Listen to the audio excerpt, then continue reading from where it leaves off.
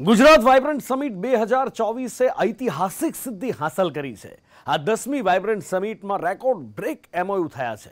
Global समिटना समापन में केंद्रीय गृहमंत्री अमित शाह हाजर रह्या, जेमां गुजरातना अने देशना विकासने वेग आपता 45 लाख करोड़थी वधुना एमओयू पर हस्ताक्षर थया। अने हाँ, आ वखते सौथी वधु 50% आसपास एमओयू ग्रीन एनर्जी माटे थया छे। गुजरात में योजायेलो रोकाणना महाकुंभ समो वाइब्रન્ટ समिट गुजरात ने फळ्यो छे। 3 દિવસ योजायेला आ समिट में गुजरात में रेकॉर्ड ब्रेक रोकाण थयानी माहिती सामे आवी छे। 10મી वाइब्रન્ટ समिट में 26.33 लाख करोड़ना एमओयू थया छे, ज्यारे समिट में कुल 41,299 जेटला एमओयू थया छे। छेल्ला 2 समिट में कुल 98,540 एमओयू थया हता। आम कुल 45 लाख करोड़ थी वधुना एमओयू साइन थया छे। અને વાઇબ્રન્ટ સમિટની આ 10મી કડીમાં આપણે 41,299 પ્રોજેક્ટ્સમાં લગભગ 26.33 લાખ કરોડના રોકાણો માટેના એમઓયુ થયા છે। આમ કુલ 98,540 પ્રોજેક્ટ્સ માટે 45 લાખ કરોડથી પણ વધુ રોકાણ માટેના એમઓયુ કરીને આપણે આ ઐતિહાસિક સિદ્ધિ મેળવી છે। મળતી માહિતી મુજબ 50% એમઓયુ ગ્રીન એનર્જીમાં થયા છે। रिलायंस द्वारा ग्रीन एनर्जी माटे 5 लाख करोड़ थी वधुना एमओयू तो अदाणी कंपनी द्वारा 2 लाख करोड़ थी वधुना एमओयू थया छे। गुजरात ने देशना ग्रीन हाइड्रोजन नु हब बनावू छे। ग्रीन ग्रोथ माटे 5 वर्ष माटे 2 लाख करोड़ रुपया नु बजेट फाळव्युं छे। ग्रीन हाइड्रोजन ना उत्पादन माटे खास लैंड पॉलिसी बनावी छे अने कच्छ तथा बनासकांठा जिल्लामां 2 लाख हेक्टरनी जग्या पर फाळवी छे। आ वाइब्रન્ટ समिट में जे एमओयूज कर्या छे तेना 50% थी वधु ग्रीन ग्रोथ सेक्टर में एमओयू थया छे। देश अने दुनिया में डंको वगाड़नारा समिट में 140 देशों प्रतिनिधिओए भाग लीधो हतो। तेमज 4 देशों वड़ा तेमज 14 देशों मंत्रीओ हाजर रह्या हता। तो भारत सरकारना 70 मंत्रीओ तेमज 19 राज्यना प्रतिनिधि हाजर रह्या हता। वाइब्रન્ટ समिट में 150 अलग अलग सेमिनार योजाया, जेमां 36 कंट्री सेमिनार, 21 थीमेटिक सेमिनार अने 77 इवेंटनुं आयोजन करवामां आव्युं हतुं। तेमज 2,862 B2B अने 1,368 B2G बेठकोनुं आयोजन थयुं हतुं। समापन कार्यक्रममां हाजर रहेला केंद्रीय गृहमंत्री अमित शाहे जणाव्युं कि आ मारुं सौभाग्य छे।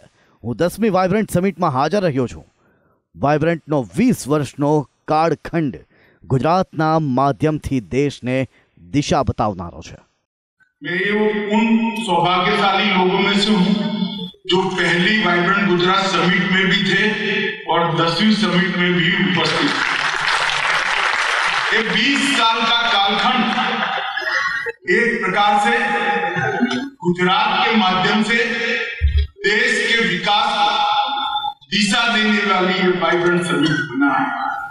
2 दशक पहले जब मोदी जी ने इसकी परिकल्पना पहली बार मंत्रिमंडल के सामने रखी, उसके पहले गुजरात में इन्वेस्टमेंट समिट होती थी, उधर एक हॉल के अंदर होती थी और इसके पूरे स्वरूप अपनी कल्पना से मोदी जी ने बदला और आज इसका नतीजा हम सबके सामने है।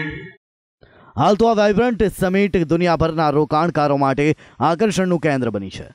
ત્યારે 2024ની આ વાઇબ્રન્ટ સમિટમાં થયેલા રેકોર્ડ બ્રેક એમઓયુથી વિકાસનો ગેટવે ખુલ્યો છે।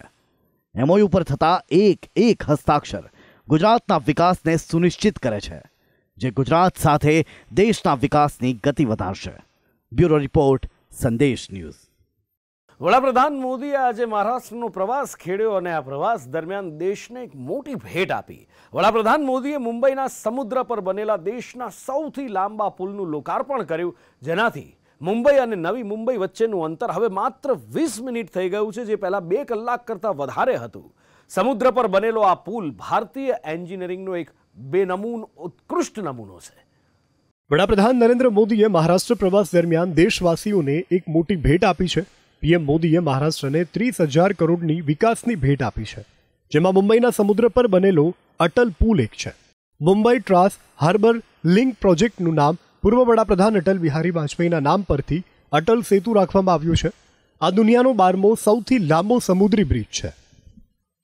ભારતના સમુદ્ર પરના આ કમાલની વાત કરીએ તો અટલ સેતુ ભારતનો સૌથી લાંબો પુલ છે.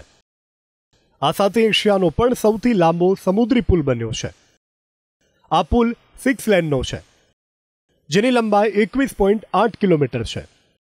અટલ સેતુના નિર્માણ પાછળ 17,840 કરોડનો ખર્ચ કરવામાં આવ્યો હતો, જેની ક્ષમતા રોજના 70,000 વાહનોની પ્રતિદિનની છે.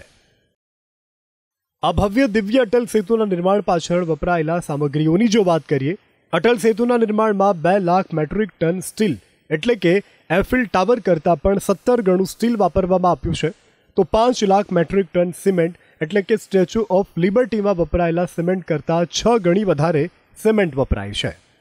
મુંબઈ ટ્રાન્સ હાર્બર લિંક પર વાહનોની ગતિ 100 કિલોમીટર પ્રતિ કલાકની નિર્ધારિત કરવામાં આવી છે. આ બ્રિજ પરથી 70,000 વાહનોની અવરજવર થઈ શકશે. સિંગલ ટ્રીપ માટે ₹250નો ટોલ ટેક્સ લાગશે. અટલ સેતુથી મુંબઈ અને નવી મુંબઈ વચ્ચે અંતર હવે 20 મિનિટમાં સુનિશ્ચિત કરાશે. પહેલાં તેના માટે 2 કલાકથી વધુનો સમય લાગતો હતો. અટલ સેતુથી મુંબઈ ઇન્ટરનેશનલ એરપોર્ટ અને નવી મુંબઈ ઇન્ટરનેશનલ એરપોર્ટ વચ્ચેની કનેક્ટિવિટી મળશે. મુંબઈથી પૂણા, ગોવા અને દક્ષિણ ભારતના રાજ્યોની યાત્રામાં પણ ઓછો સમય લાગશે. અટલ સેતુ સહિત વડાપ્રધાન મોદીએ મહારાષ્ટ્રને 30,000 કરોડની ભેટ આપી છે. નવી મુંબઈમાં વડાપ્રધાન મોદી કાર્યક્રમ પહેલા લોકોનું અભિવાદન ઝીલવા સંબોધન સ્થળ સુધી ખુલ્લી જીપમાં આવ્યા હતા અને લોકોનું અભિવાદન ઝીલ્યું હતું. કાર્યક્રમમાં મહારાષ્ટ્રના મુખ્યમંત્રી એકનાથ શિંદેએ વડાપ્રધાન મોદીને પાઘડી પહેરાવી સ્વાગત કર્યું હતું. કાર્યક્રમમાં જનતાને સંબોધતા વડાપ્રધાન મોદીએ વિરોધીઓ પર વાર કર્યો કે જેવી નિયત હોય તેવી જ નીતિ હોય છે. પહેલાની સરકારો વિકાસની પાછળ ખર્ચ નથી કર્યો, માત્ર પોતાની તિજોરીઓ ભરી છે. जैसी नियत होती है, जैसी निष्ठा होती है, वैसे ही नीति भी होती है और जैसी नीति होती है वैसी रीति भी होती है. जिन्होंने लंबे समय तक देश पर शासन किया, उनकी नीयत और निष्ठा दोनों सवाल के घेरे में रही. उनकी नीयत सिर्फ सत्ता हासिल करने की रही, वोट बैंक बनाने की रही, अपनी तिजोरियां भरने की रही. उनकी निष्ठा देशवासियों के प्रति नहीं बल्कि सिर्फ और सिर्फ अपने परिवारों को आगे बढ़ाने तक ही सीमित रही. इसलिए वो न विकसित भारत के बारे में सोच सके, न आधुनिक इंफ्रास्ट्रक्चर को लक्ष्य बना सके.